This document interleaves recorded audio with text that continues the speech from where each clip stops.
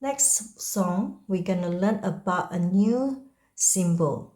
The dot on the top and the below, it means you have to tap your hands very disconnected. It means it's like you touch something very hot, go ouch. So first feel it ouch, all the way up to the top and then all the way down. So you don't lean on your finger at all. And then you go back down. After you can feel how the action works, we're gonna start jumping beans, C5 fingers. So start with right hand, C5 finger. Ready, set, go. C, go up, to G, G, left, G, go down to C, top and the bottom.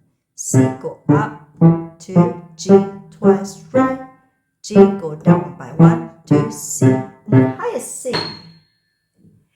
When you play with teachers duet accompaniment, you play as written.